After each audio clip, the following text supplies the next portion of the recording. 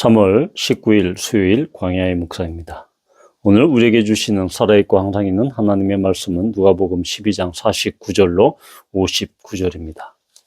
내가 불을 땅에 던지러 왔노니 이 불이 이미 붙었으면 내가 무엇을 원하리요? 나는 받을 세례가 있으니 그것이 이루어지기까지 나의 답답함이 어떠하겠느냐? 내가 세상에 화평을 주려고 온 줄로 아느냐? 내가 너에게 이르노니 아니라 도리어 분쟁하게 하려 함이로다. 이후부터 한 집에 5사람이 있어 분쟁하되 셋이 둘과 둘이 셋과 하리니 아버지가 아들과 아들이 아버지와 어머니가 딸과 딸이 시어머니와 시어머니가 며느리와 며느리가 시어머니와 분쟁하리라 하시니라.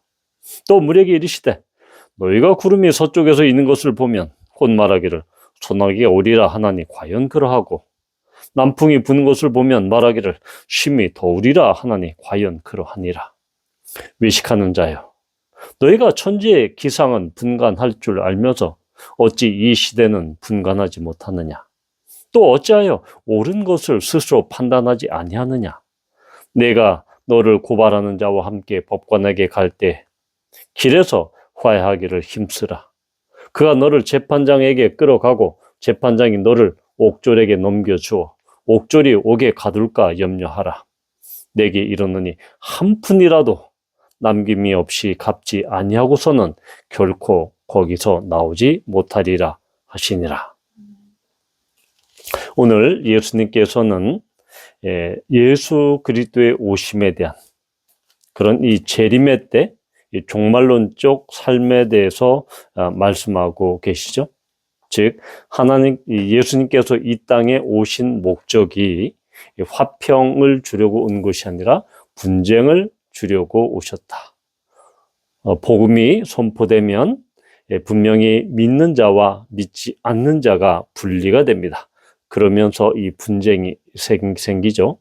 그러면서 예수 그리스도께서는 이 불로 이 세상을 심판하시고 또한 정결케 하러 오셨다라는 분명한 목적을 말씀하십니다.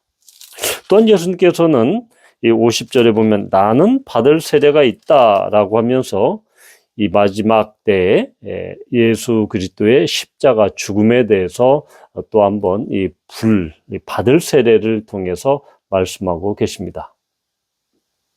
또한 오늘 이야기의 뒷부분에 대해서는 이 날씨에 대한 비유 그리고 이 법정에 대한 비유를 통해서 이 시대를 분별할 것과 그 시대에 대한 할 일에 대해서 말씀하고 계십니다.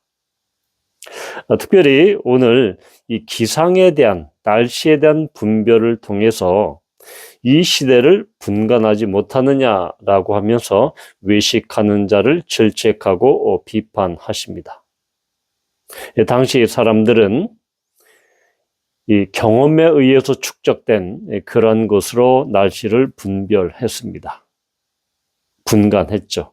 그런데 이 시대, 여기서 이 시대는 어떠한 이 크로노스의 시간이 아니라 이 카이로스의 시간, 즉 이 물리적인 시간이 아니라 바로 이 하나님의 때, 하나님이 정하신 그 시간, 바로 그 시간표를 그 시대로 이야기합니다.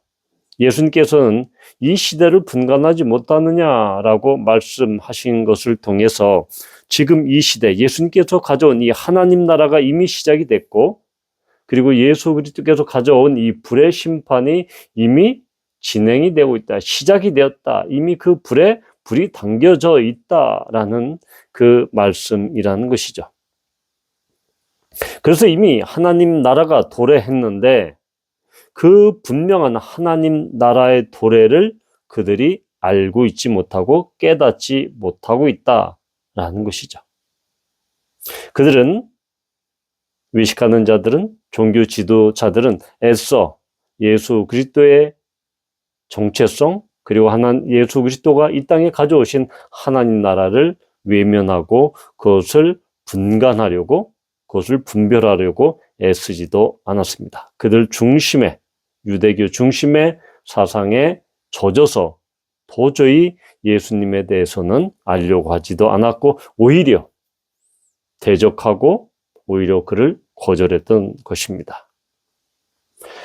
그래서 이 두 번째 이 비유, 이 법정에 대한 이 비유는 우리에게 많은 것을 시사합니다.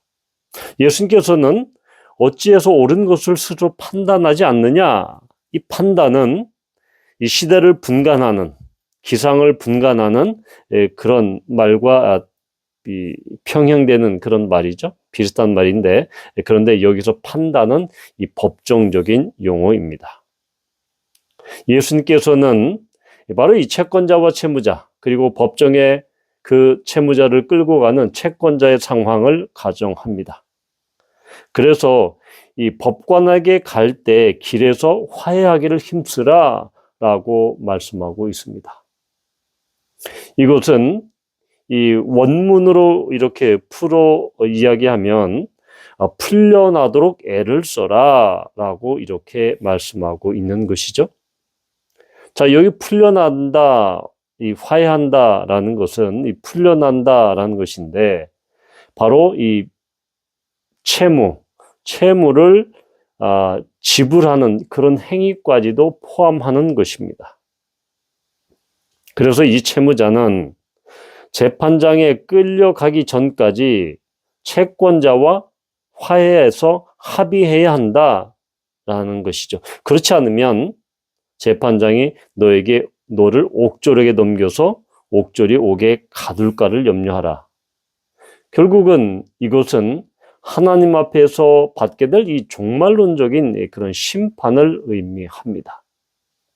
바로 이 종말론적인 이 경고, 즉 지금 이 시대 앞의 기상 비유에서는 이 시대가 어떤 시대인지 이미 종말의 시대 시작됐고 하나님의 나라가 시작된 그 시대를 분간하라, 분별하라, 그 시대를 깨달아라 라고 말씀하고 있고, 이제 이 법정의 이 비유, 법정의 이 메타포에서는 자, 그 시대, 지금 이 시대가 하나님 나라의 시대가 하나님 나라가 시작이 됐고 또한 예수 그리스도의 심판이, 종말론적인 심판이 시작되었기 때문에 그때 어떻게 해야 될 것인가에 대한 행위에 초점이 맞춰 있습니다. 그래서 바로 이러한 하나님 앞에서 종말론적인 심판을 받게 될 터인데, 그 전에 종말론적인 심판이 임하기 전에 너희들이 해야 할 것은 바로 길에서 화해하기를 힘쓰라라는 것입니다. 고발하는 자와 갈 때 그 채권자, 고발자와 화해하기를 힘써라. 결국은 이것은 무엇을 이야기하고 있는 것입니까? 하나님 앞에서 심판을 받고 영원한 감옥에 갇히기 전에 유일한 방법은 재판장 앞에서 끌려가는 그 도중에 화해하는 것이죠. 바로 밀린, 갚아야 될 그 빚을 갚는 것입니다. 바로 이 성경에서 이 빚이란 것은 바로 죄와 똑같은 비슷한 이야기입니다. 이 13장에 보면 이 죄가 13장 4절에 보면 죄가 더 있는 줄 아느냐라고 해서 그 죄는 바로 이 빚진 것에서 이렇게 각주가 나와 있듯이 죄와 빚은 이렇게 동일한 언어로 동일한 의미로 쓰여져 있는 것입니다. 그래서 하나님과의 관계에서 이 화해하기를 힘쓰라는 것은 하나님과의 관계에서 우리가 우리의 죄를 청산하는 것입니다. 우리가 회개함으로 하나님으로부터 지은 우리의 죄, 우리의 빚을 청산하는 것입니다. 그것은 바로 우리가 죄인입니다. 우리가 빚진 자입니다. 그래서 우리의 죄를 고백하고 우리의 죄를 뉘우치며 그리함으로써 우리가 죄 가운데 행했던 그런 삶을 우리가 스스로 돌이키면서 회개하면서 하나님 앞에 구원을 받는 것, 이것이 바로 화해하기를 힘쓰는 것, 즉 풀려나도록 애를 쓰는 것입니다. 왜냐하면 종말론적인 최후 법정, 이 법관에게, 이 재판장에게 가는 그 재판정에 서기 전, 종말론적인 심판이 임하기 전에 하나님께 그러한 이 죄, 빚을 갚는 것입니다. 하나님으로부터 빚을 청산받는 것입니다. 이것이 바로 이 법정의 이 비유의 그 목적이죠. 그래서 이것이 얼마나 엄격하냐, 이 종말론적인 심판이 얼마나 엄격하냐면 59절에 보면 한 푼이라도 남김이 없이 갚지 아니하고서는 결코 거기서 나오지 못할 것이다. 그 법정에서는, 그 감옥에서는 한 푼, 여기서 이 한 푼이라는 것은 바로 렙돈을 의미합니다. 이 로마 화폐에서 가장 적은 화폐 단위가 이 렙돈이죠. 이 뒤에 보면 누가복음 21장 2절에 보면 이 과부가 헌금함에 2렙돈을 헌금하죠. 그 렙돈이 바로 오늘 이 한 푼에서 그 한 푼입니다. 지금 시세로 하면 이 1,000원도 안 되는 700~800원 하는 그러한 가치를 지닌 화폐였습니다. 동전이었죠. 그러니까 그 가장 작은 돈, 그것이라도 너희가 갚지 않으면 결코 너희들이 그 감옥에서 영원한 심판에서 너희들이 헤어나지 못할 것이다. 장차 다가올 종말론의 엄청난, 매우 엄격한, 엄한 추상 같은 심판을 의미합니다. 따라서 마지막 순간에라도 회개하라 라고 하는 그 호소를 지금 예수님께서는 법정의 메타포를 사용해서 지금 그렇게 호소하고 있는 것입니다. 그래서 이 비유는, 이 법정의 비유는 결국은 외식하는 자, 예수님의 대적자들에게 정말로 화해하라, 예수님 하나님과 화해하라, 회개하라 라는 것을 다시 한번 선포하고 있는 것이죠. 그래서 예수님께서는 이러한 기상의 메타포, 법정의 메타포를 통해서 시대를 분별할 것과 또한 그 시대가 분별이 되었으면 바로 하나님과 화해하기를 힘써라, 하나님으로부터 그 죄를 청산받기를, 빚을 청산받기를 그렇게 힘쓰라고 이야기하는 것입니다.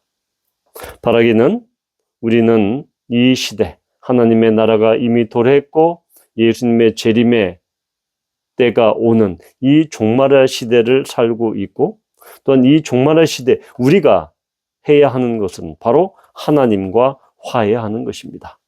하나님께 우리가 진 모든 빚을 청산받는 것입니다. 우리의 죄를 용서받는 것입니다. 따라서 이 시대에 정말로 하나님과 화해하지 못한 자, 그들에게 우리는 계속해서 복음을 들려줘야 하며 하나님의 그러한 부르심, 효과적인 부르심, 효력 있는 부르심을 위해 우리가 중보하며 나아감으로써 하나님과 화해하는 자들이 많아지도록 우리는 그렇게 해야 하는 것입니다. 그러한 하나님과 화해하는 자들이, 하나님께 구원받는 자들이 모두 많아지기를 축복합니다. 기도합니다.